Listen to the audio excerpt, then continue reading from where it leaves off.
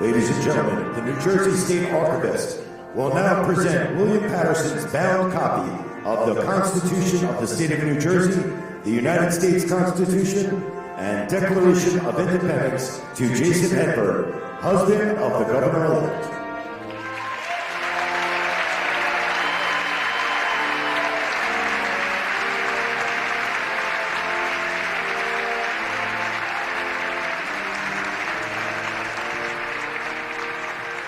Please welcome Jason, Maggie, Lincoln, Ike, Merritt, and Governor-elect Mikie Sherrill as they join Chief Justice Radner as he administers the oath of office.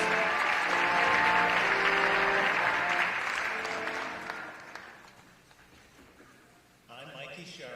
I, Mikie Sherrill, Elected Governor of the State of New Jersey. elected Governor of the State of New Jersey, Do solemnly promise and swear do solemnly promise and swear that I will support the Constitution of the United States that I will support the Constitution of the United States and the Constitution of the State of New Jersey, and the Constitution of the State of New Jersey, and that I will bear true faith and allegiance to the same and that I will bear true faith and allegiance to the same, and to the governments established in the United States and to the governments established in the United States and in this state and in this state, under the authority of the people, under the authority of the people, and that I will diligently, faithfully, impartially, justly, and to the best of my knowledge and ability,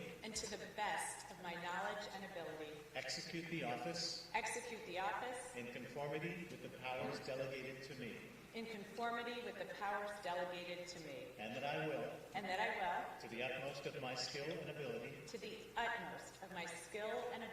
promote the peace and prosperity, and maintain the lawful rights of the State of New Jersey. So help me God. So help me God. Congratulations, Governor.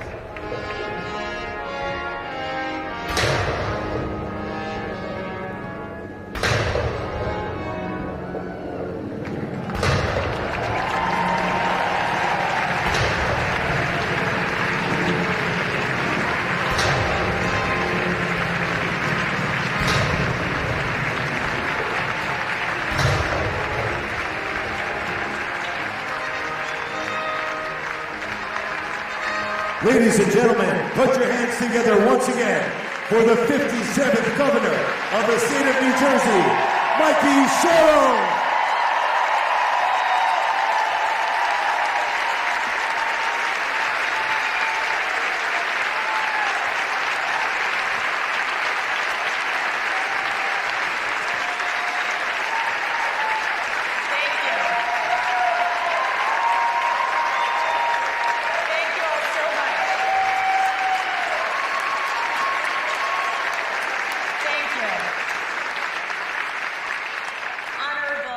Chief Justice and Justices of our Supreme Court, my fellow governors, our esteemed congressional delegation, Mr. Senate President, Mr. Speaker, Majority and Minority Leaders, members of the legislature, elected officials, reverend clergy, honored guests, family, and friends, and most importantly, New Jerseyans up and down the state. I am incredibly honored to be standing before you as the 57th Governor of the state of New Jersey.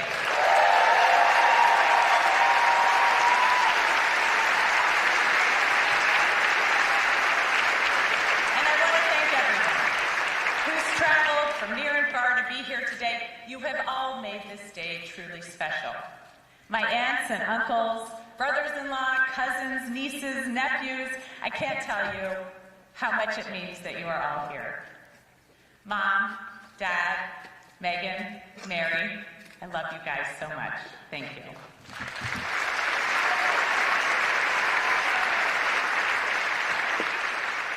My classmates from Hunters Woods Elementary School, Langston Hughes Middle School, and yes, the great South Lakes High School class of 1990, thank you for being here. Mr. Jenkins, my principal, and Ms. Cascio, like so many people, I would not be here today without the great mentorship of wonderful teachers. My classmates from the Naval Academy.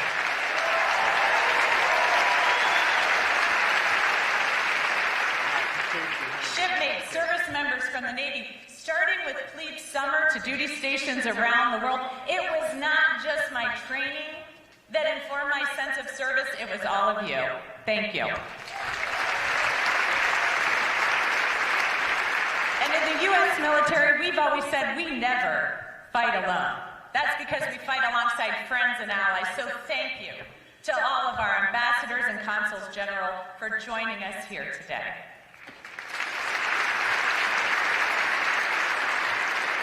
Everyone from the U.S. Attorney's Office working with you right down the street at the Rodino building was an honor.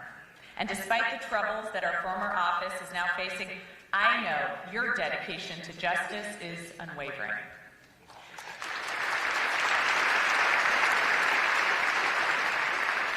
My colleagues from Congress, thank you for your continued fight for health care, education, and good jobs. America is lucky to have you fighting for her.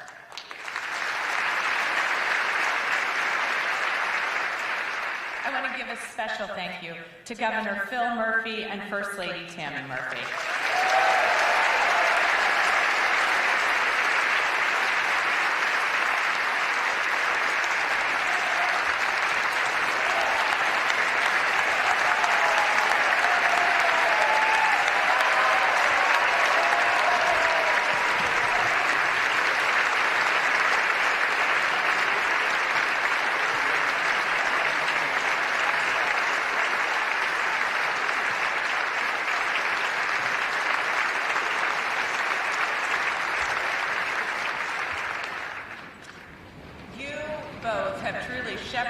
Through perilous times, and your dedication to improving the lives of working families, including by raising the minimum wage and fully funding the pension for the first time in decades, speak to your enduring concern for New Jerseyans. Thank you.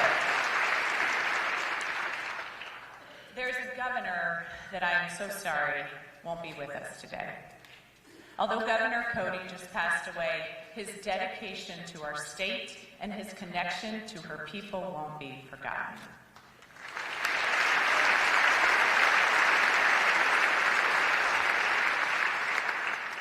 I want to thank Essex County Executive Joe DiVincenzo and Mayor Raz Baraka. Thank you for hosting us. Thank you to the people of Newark for hosting us here today. I want to thank the men and women of labor, especially the workers who proudly take care of this building.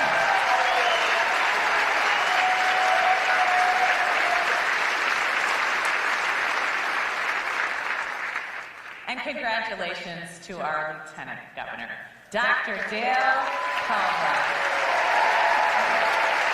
and to his daughter, Ashley. I am so incredibly lucky to have a partner like you, and I look forward to making history with you today.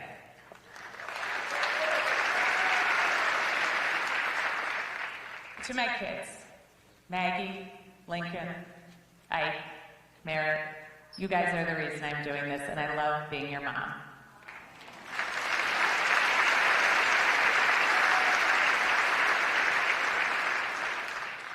And finally, to my husband, Jason, you are a steady hand in the chaos of raising 4 kids, running multiple elections. You offer sage and sometimes not sage advice.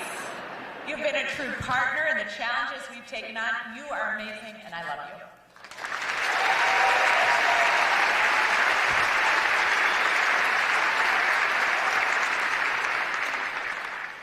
And I'm going to take a moment of personal privilege because it's bugging me, and I'm not sure if I said thank you to my mother-in-law and my father-in-law, Kathleen and Karen.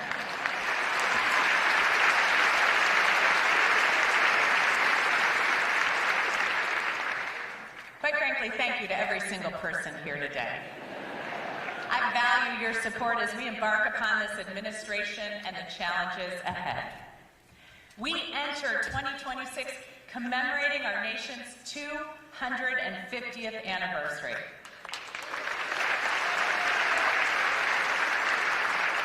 New Jersey has been at the heart of our American story, the crossroads of the revolution, the site of our first major victory at the Battle of Trenton, the first state to sign the Bill of Rights.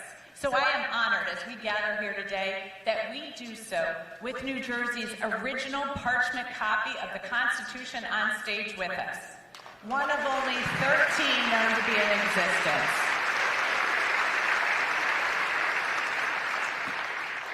I wanted to take my oath on it. It's a little large. A document, by the way, that New Jersey unanimously ratified. The Constitution, born out of challenges of the early republic, clearly lays out our values. To form a more perfect union, to promote the general welfare, to secure the blessings of liberty to ourselves and our posterity. Because you see, inherent in our Constitution is a framework for opportunity, a commitment, a covenant that ties generations together. This commitment to opportunity for the people of our country is also known the world over as the American dream.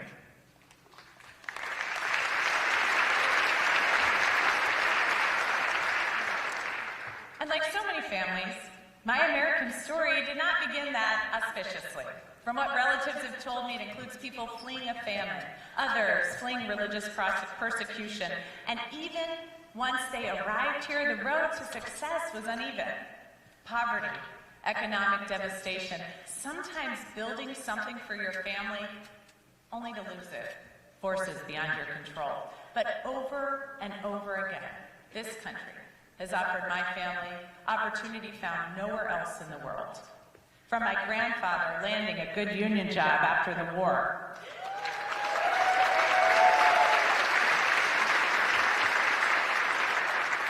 to my opportunities in the first class of women eligible for combat roles in the Navy. The American dream starts with opening a door.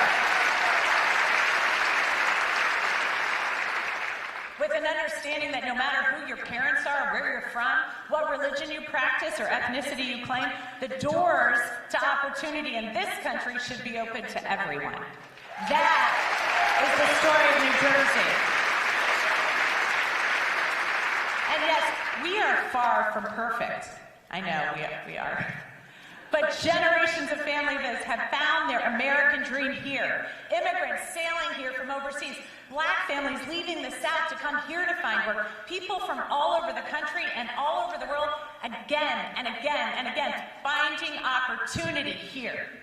That's because New Jersey is an incredibly special place.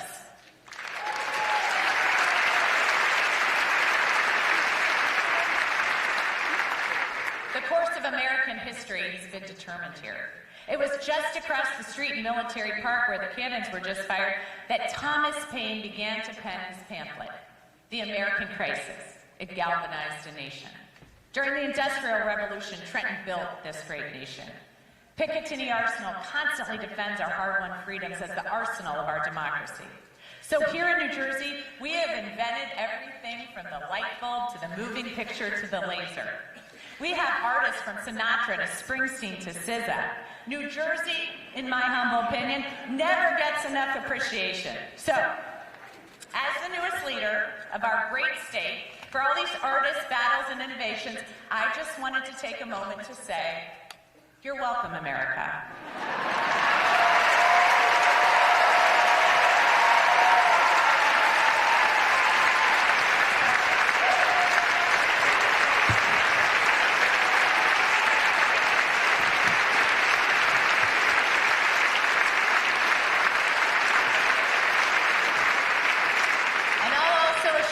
Our state will continue our great history of standing in the breach when our nation needs us. You see, what makes us special is that sometimes, in some moments, the impossible is possible here. So we are unafraid to take on tough challenges. We never assume we've lost the fight before we even enter the ring. So when I get asked, and I do get asked, was I surprised at the results of this election? I can honestly say no, not in the least, because I know New Jersey. Yes, we are loud and brash, and sometimes we tan like it's 1980. Our Giants, our Jets, and Eagles don't even claim our state as home despite our rabid devotion. There are an inordinate number of young men wearing chains here, including my 2 sons. We go home, we speak different languages. You know, in this election, I learned that in South Jersey, they pronounce Taylor ham pork roll.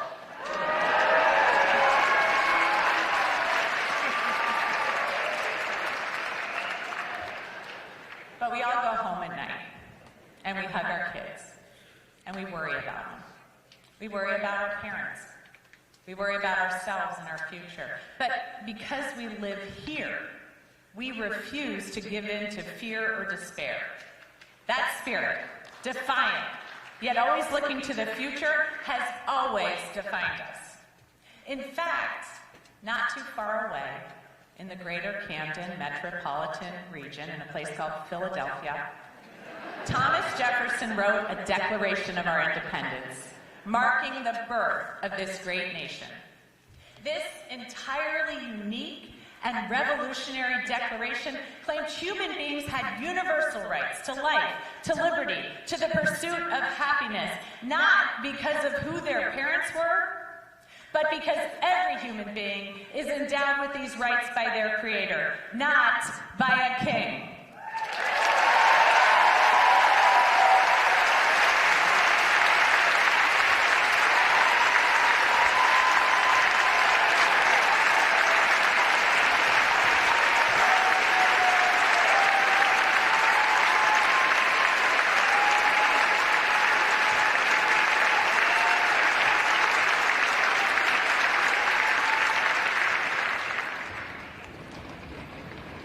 The earth has rarely seen an idea put to paper that has ignited such a fire in her people, a fire that has burned for 250 years. As enslaved people, women, oppressed people from around the world and from every walk of life read our founding documents and demanded their own path to those same universal rights.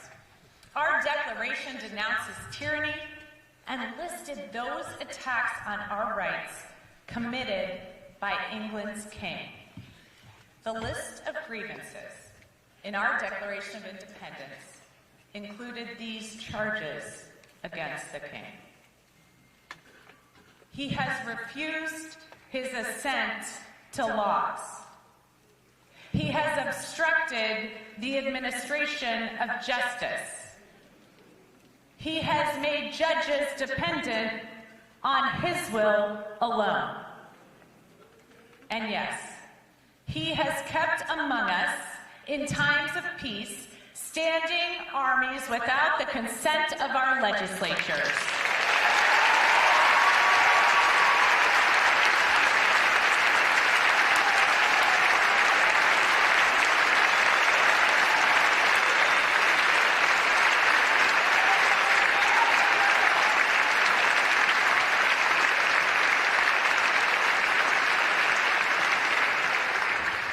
This election proved that the people of New Jersey recognize the parallels. That we see a president illegally usurping power, unconstitutionally enacting a tariff regime to make billions for himself and his family while everyone else sees their costs go higher. Here, we demand people in public service actually serve the public instead of buying themselves planes and cars and extorting money.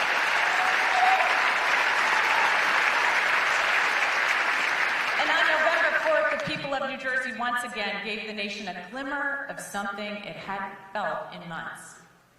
Hope. Yes, 250 years after the Declaration, 250 years after General George Washington crossed the Delaware into the Promised Land, I am proud to say that once again New Jersey is leading the way.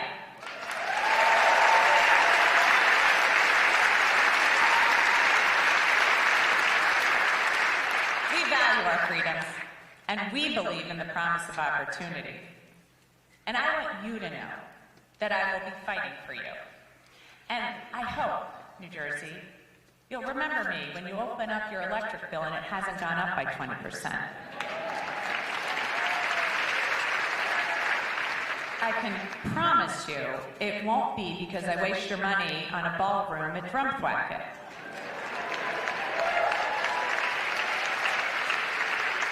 I'm going to spend every minute trying to make New Jersey more affordable and open doors to opportunity across our state, because that's our history here. Opening doors to opportunity. Patriots who manned Harriet Tubman's Underground Railroad stops from Cape May to Jersey City. Labor leaders like Peter McGuire who spurred the fight for fair wages and good working conditions. Alice Paul who fought for equal rights, including a woman's right to vote. And Rabbi Joachim Prince, who fled Nazi occupation, marched with Dr. Martin Luther King, and reminded us that the most urgent, the most disgraceful, the most shameful, and the most tragic problem is silence. Not here. Not New Jersey.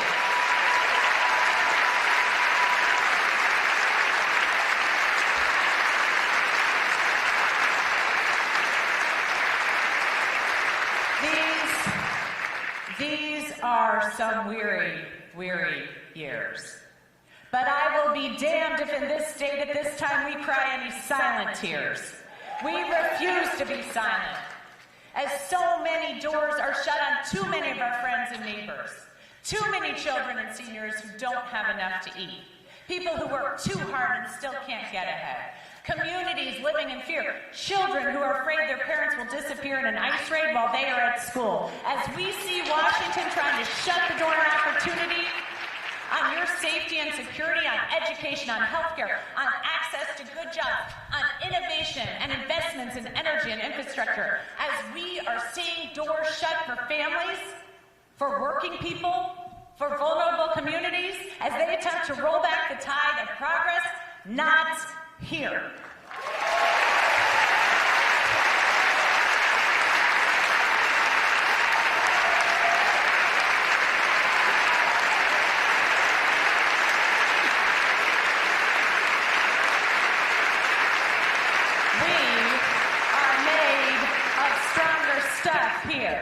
We are going to keep the doors open for your family. The doors that were opened for my family that led to me being here today. We're keeping the doors open and helping small business owners like Chuck, who owns a coffee shop and beer brewery in Clarksboro. We're keeping the doors open for Nadia, who owns a small restaurant in West New York, and Bill, who runs a barber shop in Trenton. We're keeping the doors open for Chris, a laborer in Jersey City who's trying to raise his kids and support his parents. We're keeping the doors open for students like Adam and Glenridge so they don't face bullying as we take on the challenge of mental health and social media. We're keeping the doors open for the Patel brothers and businesses in Oak Tree Lane, Oak Tree Road, and Edison as we navigate a federal tariff regime harming so many store owners and keeping costs high. We're keeping the doors open to millions of parents who want to keep their kids safe and ensure they have a bright future. And much like Noah's Ark provided safety for the righteous, it is appropriate that today we are in Newark. We are here today to create a new haven, a new ark to open the door for those who thirst for liberty and prosperity.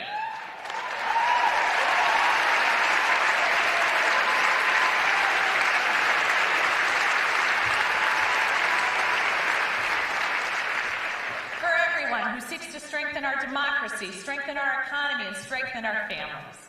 And the key to all of this is opportunity. It's not a guarantee for success. It's a guarantee at a shot.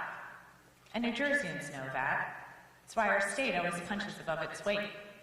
Because we know exactly what we can do if we are given a shot.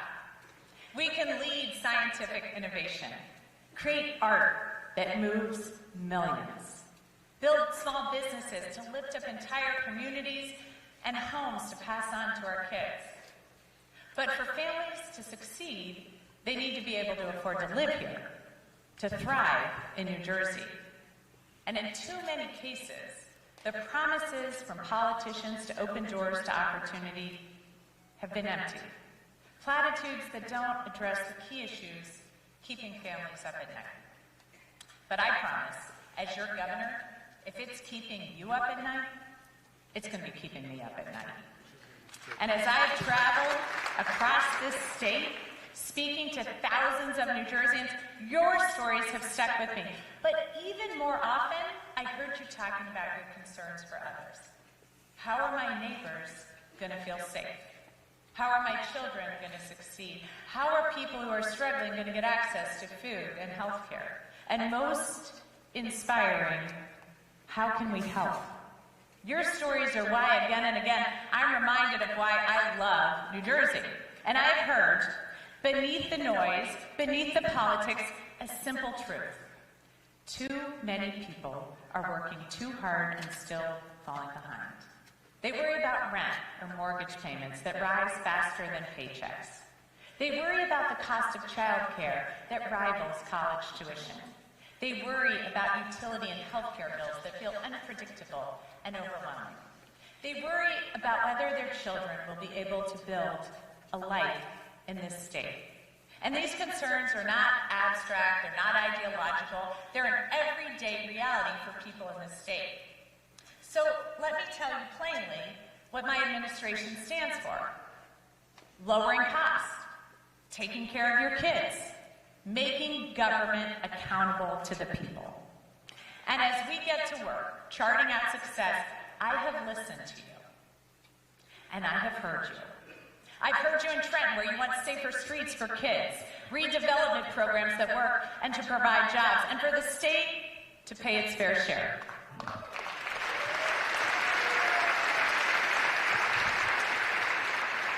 I've heard you in South Jersey, where you want jobs and transportation investments, innovative businesses, and not to be forgotten or left behind. I've heard you in Hudson County, where you want housing you can afford and to open small businesses without costly bureaucracy and red tape. I've heard you, New Jersey. We're facing an affordability crisis, and you want costs to come down. And you want that to begin today. You don't want a strongly worded letter, you don't want a 10-year study, and you don't want empty words. In short, you are sick of the status quo. Well, guess what, guys? So am I. So right now, yes, before I even begin this speech, or finish this speech, sorry. Just making sure you're paying attention. I'm going to sign my first in a series of executive orders to declare a state of emergency on utility costs.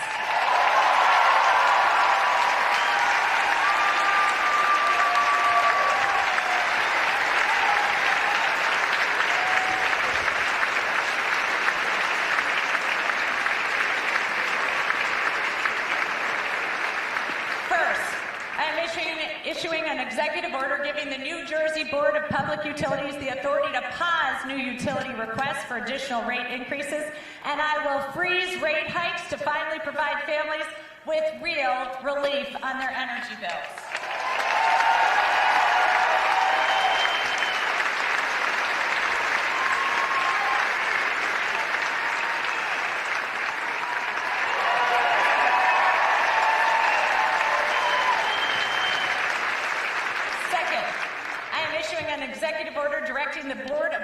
utilities to open solicitations for new solar and storage power generation, to modernize gas and nuclear generation so we can lower utility costs over the long term.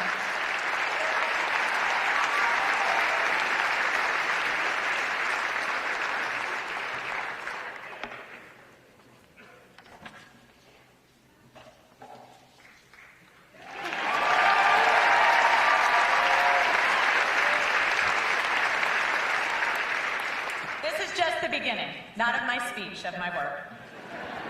We're going to take on the affordability crisis and we're going to shake up the status quo. It won't be easy, and hard choices have to be made to drive down costs as the federal government slashes funding and slams doors to opportunity. But as I learned in the Navy, the only easy day was yesterday. But luckily, we don't need easy here in New Jersey. We have grit. We're tough. And when you hurt our families, we're going to fight. We're going to fight for jobs. We're going to fight for housing families can afford, for good schools, safe streets, and ending skyrocketing utility costs. And look, I know that there are people here, some of them behind me probably, who didn't vote for me.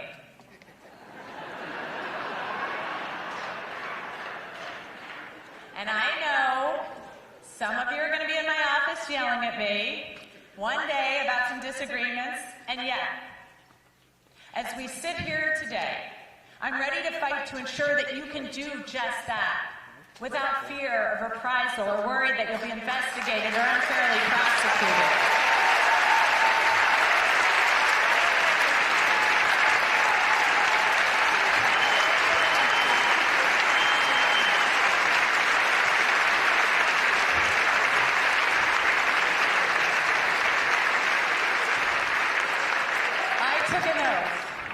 Over 25 years ago to do just that, and you saw me taking it again today. And I am not a leader who will shirk in the course of my duties. So I learned a lot of important lessons in the Navy. I learned that often it's not the profound or the revolutionary that is needed to accomplish the mission. Sometimes it's the basic brass tacks of getting the job done, recognizing and doing your duty. Under this administration, agencies will be judged by results, not rhetoric. We will work to make government more transparent. We will work to save you time and money.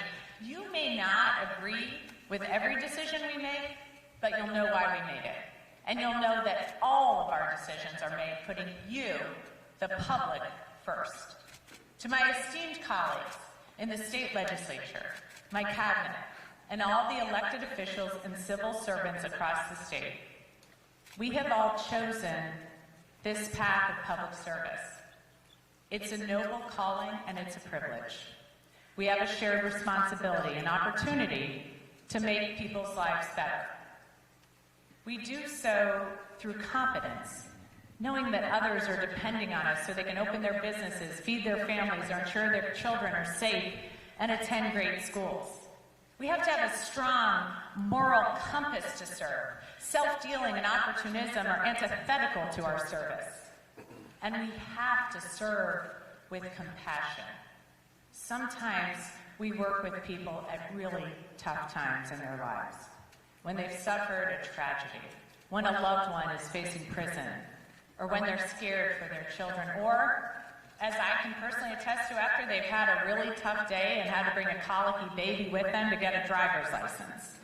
It is in our power to make their lives easier, better. And at the heart of it, we serve with commitment, a desire to better the world. And at the dawn of our nation, as some of our very first public servants embarked upon their work to better New Jersey, the people of New Jersey chose a state motto. They were among the first to do so. On the heels of a horrible war, they narrowed in on those two things that they felt their countrymen had fought and died for: liberty and prosperity. Today I take up their work again, protecting liberty, ensuring that power is not placed in the hands of a few, but rather that the universal rights of all New Jerseyans are protected. And prosperity, through opening the door to opportunity. That is my commitment as your 57th governor. Thank you.